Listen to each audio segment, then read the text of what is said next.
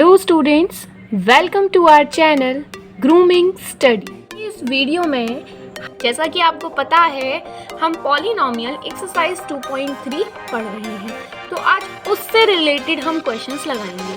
और जिन्होंने हमारी पहले वाली वीडियोस नहीं देखी हैं तो वो ज़रूर देखें, वरना उनको आगे का कुछ भी समझ में नहीं आएगा। ठीक है, चलो बच्चों स्टार्ट करते हैं।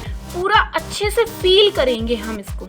ठीक है, हमारी प्रीवियस वीडियो में हमने आपसे कहा था कि इस टॉपिक पर बेस्ड, ये जो डिवीजन एल्गोरिदम का पूरा टॉपिक है, इस पर बेस्ड दो तरीके के सवाल बनते हैं।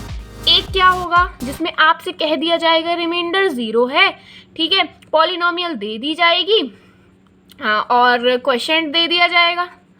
ठीक, आपसे कहेंगे डिवाइज़र निकालो।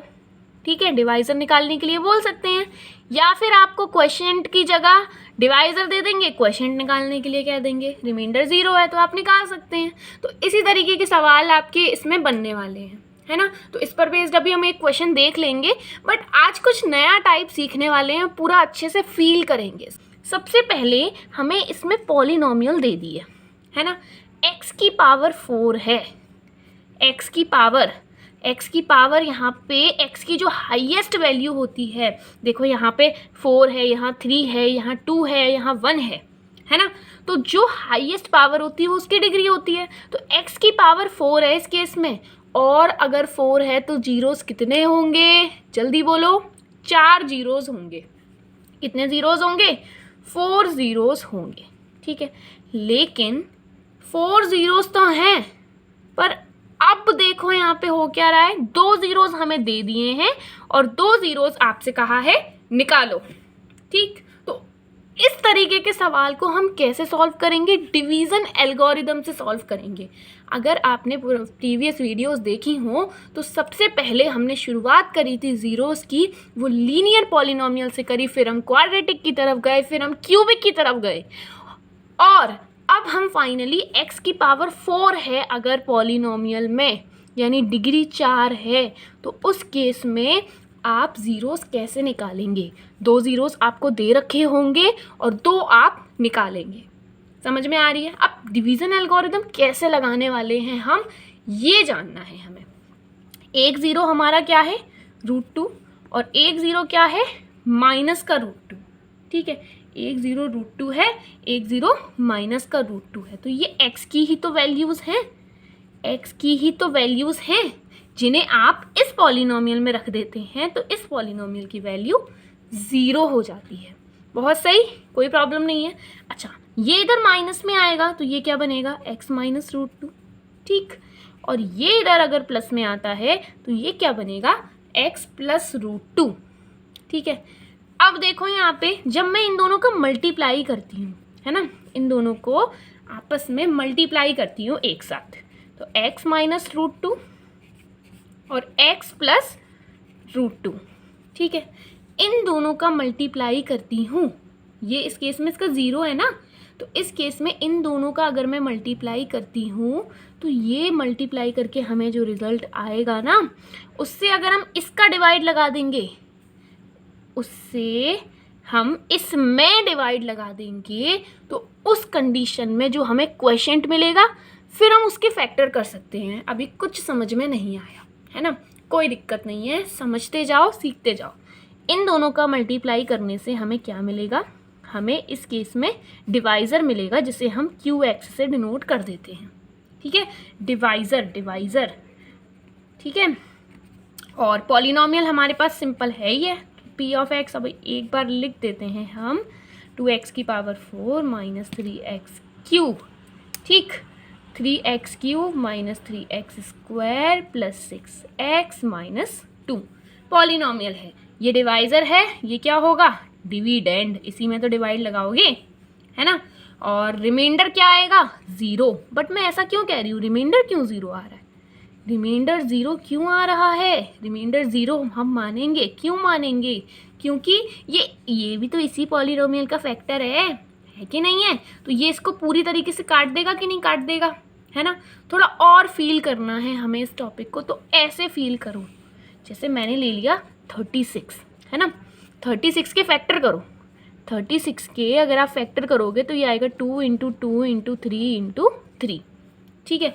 तो जब मैं इसमें 2 इंटू 2 से डिवाइड लगा लूँ, है ना, जैसे यहाँ पे 2 ज़ीरोज़ हैं और ये दोनों ज़ीरोज़ इसी पॉलिनोमियल के ही तो बच्चे हैं, इसी पॉलिनोमियल के ही तो टुकड़े हैं, है ना। तो इन दोनों का मल्टीप्लाई करके मैं इसमें डिवाइड लगा रही हूँ। तो ऐसे ही मैं 2 इंटू 2 का मल्टीप्लाई करके इसमें डिवाइड लगा दो, है ना। तो 2 2 जा 4 और ये पूरा 36 ही होगा और ये 2 2 जा 4। अब डिवाइड लगाना नहीं यहाँ पे, 4 और ये 36, 4 9 जा 36, रिमाइंडर कितना आया 0।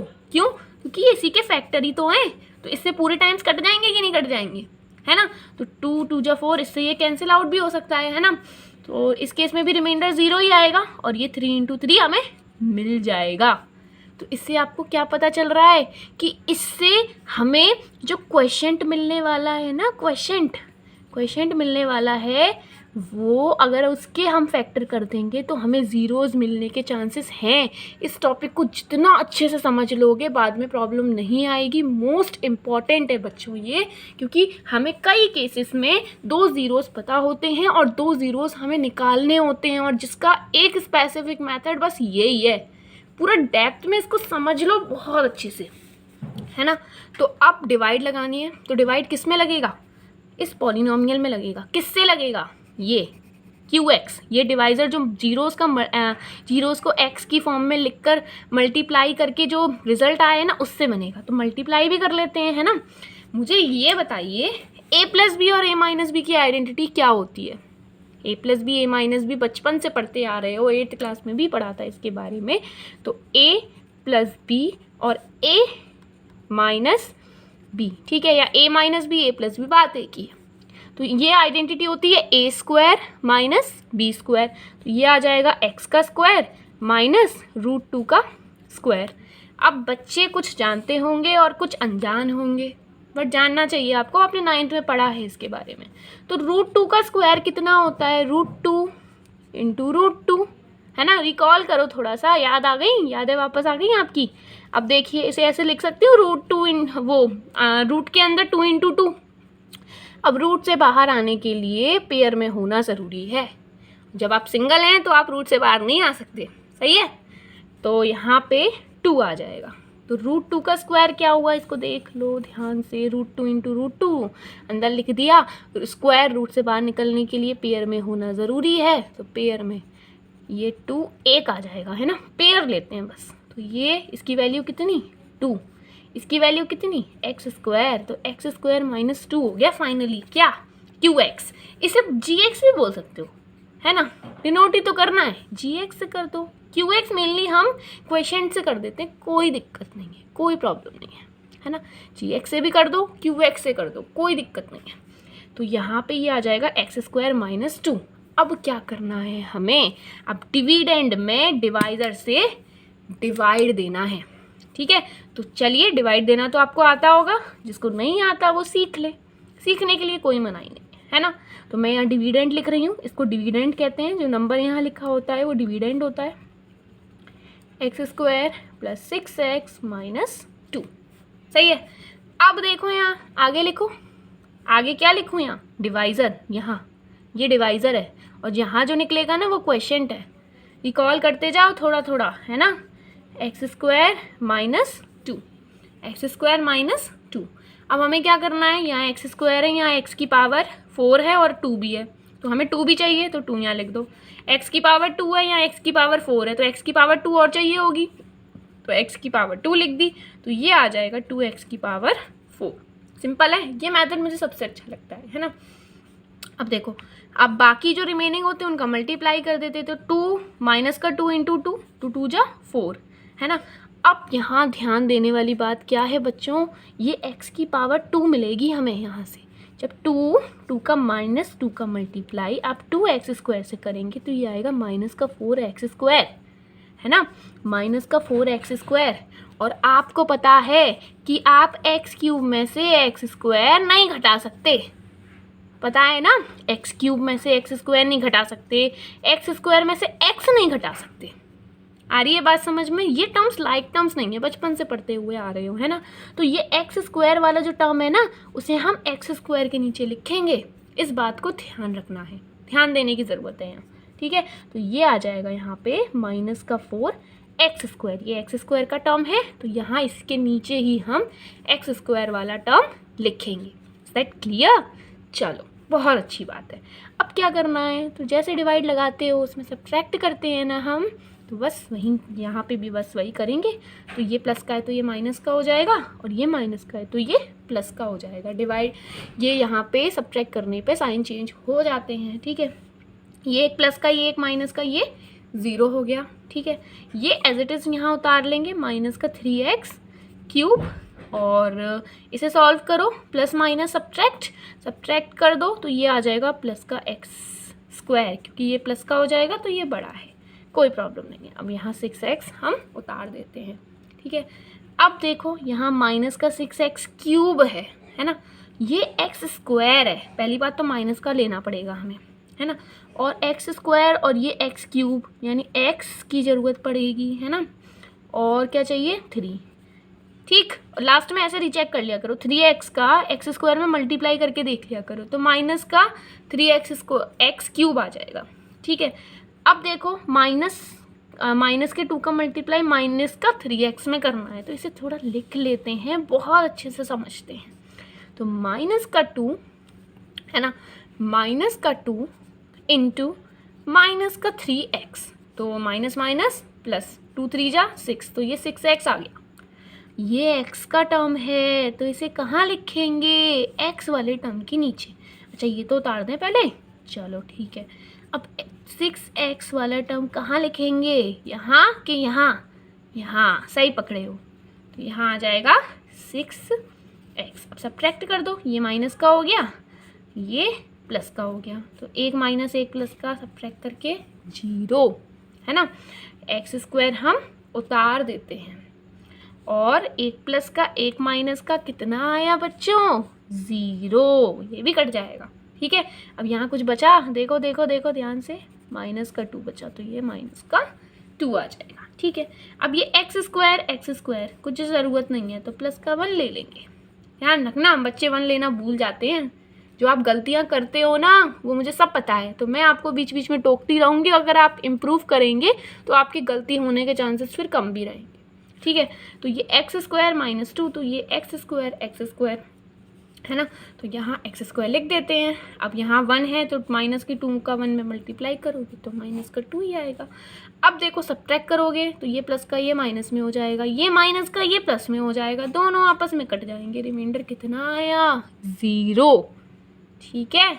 देखो यार रिमाइंडर कितना आया, 0। बात समझ में आई, अच्छे से आ गई। अब तो प्रैक्टिकली इसको फील भी कर पा रहे होगे आप सिचुएशन को, बहुत अच्छी बात है। अगर आप मैथ्स को फील कर रहे हो then you are on the right track. अब देखो यहाँ पे, अब क्या करना है हमें इस केस में 2 जीरोस निकालने हैं, तो हमने यहाँ पे क्या निकाला, क्वोशिएंट निकाला, ठीक है। अगर मैं इस केस में समझना चाहूँ तो 2 से ये 2 इंटू 2 से 2 इंटू 2 कट गए थे, तो 3 इंटू 3 बचा था, तो 3 इंटू 3 को हम क्या लिख सकते हैं, 9 लिख सकते हैं, है ना। 9 बचा था हमारे पास, फिर हमने 9 को तोड़ लिया था 3 इंटू 3 में, तो हमें 2 जीरोज़ मिल गए, ऐसे समझ लो। तो यहाँ पे ये जो 9 है ना, ये इसको पॉलिनॉमियल की फॉर्म में समझना चाहो ना, तो ये जो हमें मिला है ना, देखो ध्यान से, 2x² माइनस 3x प्लस 1, ठीक। ये जो क्वांटिटी हमें मिली है ये क्वोशिएंट है, जिसे आप SX से डिनोट कर लो, ठीक है। Q से तो मैंने ये कर दिया है, तो SX से कर लो, किसी से भी कर सकते हो, है ना। तो ये SX जो हो गया, ये क्या हो गया, ये हमारा क्वोशिएंट हो गया। अब इसकी अगर आप फैक्टर कर लो, जैसे यहाँ पे ये 9x 9 जो है ना, 9J देखो ये आया है, 9J आया है, सिचुएशन को मैच कर लो, 9 आया। ये अरिथमेटिक टर्म्स हैं तो आसान है, ये पॉलिनॉमियल्स के टर्म्स हैं, लेकिन काम तो बस वही है, बेसिक तो वही है। आ रही है बात समझ में, समझो इसको। ये 9 है, अब 9 के फैक्टर कर लो, 3 इंटू 3, तो हमें इसके भी फैक्टर करने हैं। अब फैक्टर करना आप बचपन से सीख रहे हो, है ना, बचपन का मतलब 8th क्लास से सीख रहे हो, ठीक है। अब देखो अब क्या करना है, इन दोनों को लेते हैं, इसका कोफिशिएंट और ये कांस्टेंट, हम दोनों का मल्टीप्लाई कर देते हैं, तो 2 इंटू 1 2 हो गया, ठीक। तो 2 इंटू 1 हो गया, तो 2 इंटू 1 को कैसे लिख सकते हैं, 2 प्लस 1, और बीच वाला टर्म बन गया ऐसे ही तो करते हैं, इन दोनों का मल्टीप्लाई करके इनके फैक्टर करते हैं और फिर बीच वाले टर्म और ऐसे नंबर्स ढूंढते हैं जिनका प्लस माइनस करने पर बीच वाला टर्म आ जाए। स्प्लिटिंग द मिडिल टर्म कहते हैं, है ना। अगर आपको ये टॉपिक में भी कोई भी प्रॉब्लम है देन आप कमेंट कर सकते हैं। आपको मैथ्स के रिगार्डिंग कोई भी टॉपिक में कहीं पर भी प्रॉब्लम आ रही है then you can write it in a comment box. हम जल्द से जल्द आपकी प्रॉब्लम को सॉल्व करेंगे और अगर हमें ज़रूरत पड़ेगी तो हम उससे रिगार्डिंग भी वीडियोस बनाएंगे, ठीक है। अब देखो यहाँ पे 2x², ये आ जाएगा माइनस का 2x माइनस का x प्लस 1, ठीक है। अब देखिए यहाँ पे 2x कॉमन ले लेते हैं और यहाँ पे ये आ जाएगा x माइनस 1 और यहाँ क्या कॉमन आएगा, माइनस का 1। अगर इसको किसी को भी इस टॉपिक के रिगार्डिंग कोई भी प्रॉब्लम है या फैक्टर करना नहीं आता या कुछ भी नहीं आता मैथ्स में तो वो कमेंट बॉक्स में लिख सकता है, मैं मैथ्स सिखाने के लिए बैठी हूँ, है ना। तो आपको जहाँ पर भी मैथमेटिक्स में प्रॉब्लम आएंगी तो फिर मैं आपका सपोर्ट करूँगी और आपको उससे रिगार्डिंग वीडियोस प्रोवाइड कराऊँगी, ठीक है। मेरे साथ बस मैथ सीखनी है। अब देखो यहाँ ये आ जाएगा x माइनस 1, सही है। अब x माइनस 1 कॉमन ले लेते हैं तो ये आ जाएगा 2x माइनस 1, सही है। तो ये दोनों क्या हैं, ज़ीरोज़ हैं। आ गई बात समझ में। जब आप इसे ज़ीरो के इक्वल करेंगे ना, x माइनस 1 इक्वल्स टू 0, तो हमें क्या मिलेगा, x में x की वैल्यू 1। और जब आप 2x माइनस 1 को 0 के इक्वल करेंगे तो हमें क्या मिलेगा, x की वैल्यू, ये इधर प्लस में गया और फिर ये डिवाइड में जाएगा। ऐसे लिख लो, कोई दिक्कत नहीं है, स्टेप्स पढ़ा लो मगर समझो, है ना। 1/2, ठीक। तो इसके ज़ीरोज़ एक तो कौन सा था, एक था √2 और माइनस का √2, ठीक है। और एक ज़ीरो क्या था इसका 1 और फिर नेक्स्ट वाला क्या है 1/2। तो ये टॉपिक अब आपको बहुत अच्छे से समझ में आ गया होगा, ठीक है। तो एक और क्वेश्चन लेते हैं आपकी बुक का, एक्सरसाइज 2.3, ठीक है। ये बहुत सिंपल है बट बच्चे क्या करते हैं, ये रूट के अंदर 5/3 माइनस का 5/3 इसे देख के डर जाते हैं। तो डरना नहीं है, वही कॉन्सेप्ट लगाना है, कॉन्सेप्ट दिमाग में रखना है। पॉलिनोमियल क्या होगी हमारी, p of x equals to 3x⁴ plus 6x³ minus 2x² minus 10x minus 5, ठीक है। अब एक ज़ीरो ये है, एक ज़ीरो ये है, तो ये x इक्वल्स टू 5/3 और ये x इक्वल्स टू माइनस का अंडर रूट के अंदर 5/3। कोई कष्ट वाली बात नहीं है। इसे माइनस में ले आएंगे तो ये आ जाएगा x माइनस 5/√3। ये माइनस का है तो इधर आ जाएगा, प्लस में आ जाएगा। बच्चों वाली बात है वही जो आप बचपन से पढ़ते आ रहे हो। चलो 5/3 रूट के अंदर मल्टीप्लाई कर लो। कौन सी आइडेंटिटी लगेगी, बच्चों वाली आइडेंटिटी, a प्लस बी और a माइनस बी क्या होता है, a² माइनस b², है ना। तो ये a है और ये b है तो a² माइनस b² होता है, तो ये आ जाएगा x² माइनस 5/√3 का होल स्क्वायर। अब वही बात है, देख लो 5/√3 का होल स्क्वायर कैसे लिख सकते हो, 5/√3 इंटू 5/√3, या फिर सॉरी इसे ऐसे बोलते हैं ना हम, अंडर रूट के अंदर 5/3 अंडर रूट के अंदर 5/3, है ना, ऐसे बोलते हैं। अब देखो एक सिंगल अंडर रूट के अंदर 5/3 इंटू 5/3 लिख सकते हैं। अब देखो स्क्वायर रूट के अंदर क्या मिलाना होता है, जोड़ा, जोड़ा मिल गया तो एक बाहर आ जाएगा 5/3, सही है। तो इसके स्क्वायर को आप डायरेक्ट क्या लिख सकते हो, x² माइनस 5/3। इसे एक और तरीके से सोचा जा सकता है ना। कैसे सोचा जा सकता है, जल्दी से देखेंगे, जल्दी से। तो इसका स्क्वायर करना है। अच्छा आपको पता है 5/अंडर रूट के अंदर 5/3, इसको आप ऐसे लिख सकते हो 5/3 की पावर 1/2। स्क्वायर रूट है ना तो 1/2 पावर आ जाती है। अब जब आप इसका भी स्क्वायर कर देंगे, है ना, फिर ये पावर मल्टीप्लाई में हो जाएगी तो 2 से 2 कट जाएगा, है ना, 5/3 तब भी आ जाएगा। दोनों तरह से सोच सकते हो, बस सोचना है, दिमाग लगाना है। मैथ्स में अलग अलग तरह से सोच के देखना है ना, और प्रैक्टिस करनी है। तो x² माइनस 5/3 3 आ गया। अब इसका डिवाइड लगाना है हमें इस पॉलिनोमियल में, तो लगाओ, इसमें क्या प्रॉब्लम है। देखो ये इतनी कोई भयंकर नहीं है, देखो आसानी से कर लोगे आप। X cube minus 2x square minus 10x minus 5, बस दिमाग चलना चाहिए, कॉन्सेप्ट क्लियर होना चाहिए, है ना। एक्स स्क्वायर माइनस 5/3, बहुत सही।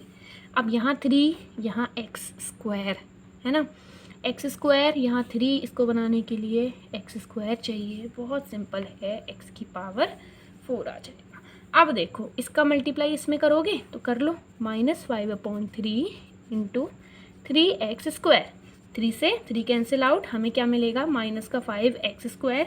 एक्स स्क्वायर का टर्म किसके नीचे लिखेंगे, एक्स स्क्वायर के, तो यहाँ लिखेंगे हम -5x स्क्वायर।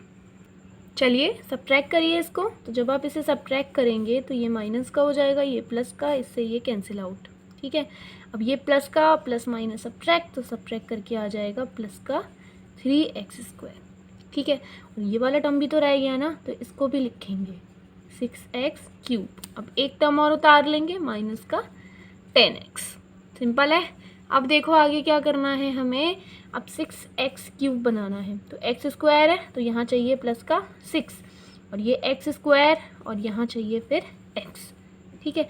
इन दोनों का मल्टीप्लाई करके देख लो, 6x क्यूब ही आ रहा है ना, तो ये वेरीफाई हो गया।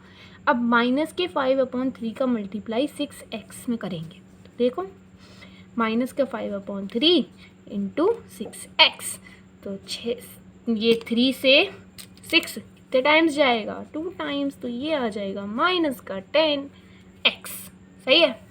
तो यहाँ माइनस का 10x कहाँ लिखूँ, यहाँ लिखेंगे, आ रही है बात समझ में, माइनस का 10x यहाँ लिखेंगे, x का टर्म x के नीचे लिखो, कभी कष्ट नहीं आएगा। अगर इधर उधर लिख दोगे तो फिर आप कैलकुलेशन में मिस्टेक करोगे, ठीक है। तो स्ट्रेटजी अपनी बिल्कुल क्लियर रखनी है। अब देखिए सब्ट्रैक्ट करिए, तो ये प्लस में हो जाएगा, ये गया 6x स्क्वायर और ये भी गया minus plus minus plus minus, 10x में से 10x गया 0, तो यहाँ क्या बचेगा, माइनस का 5, ये माइनस का 5, ये भी तो रह गया, एक तो उतारना पड़ेगा, ये तो 0 हो गया, तो इसे तो नहीं उतारेंगे।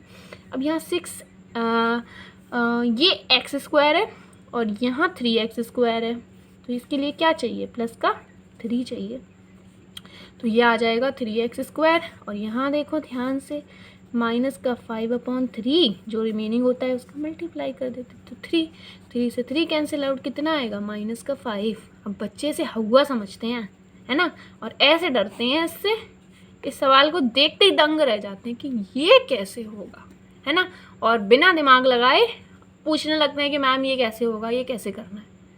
तो दिमाग लगाना है ना, कॉन्सेप्ट सीख लिया है और अलग अलग क्वेश्चंस में प्रैक्टिस करके देखना है। मैथ्स जो है ना वो प्रैक्टिस का खेल है, जितनी ज़्यादा प्रैक्टिस करोगे उतनी ज़्यादा अच्छी कमांड आपकी इस सब्जेक्ट पर हो पाएगी, ठीक है। तो ये 0 आ जाएगा, रिमाइंडर तो हमें पता है ऑब्वियसली 0 होने वाला है, पूरा फील कर चुके हो अब आप इसको।